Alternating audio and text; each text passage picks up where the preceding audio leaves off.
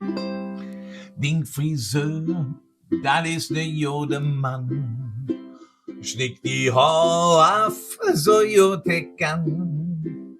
Mit der Schier, ja, da ist ne Athlet, darum Mann und Frau so jähn zu ihm je. Er war leider mit he auch Verdruss, denn ich wart jeden viel und manchen Stuss. Beim Verzelle, ja, dat güt der schwer obtun. Dabei ist sing schier ganz nah an Dingem Uhr. Dann sei lieber still und denk, ist doch real.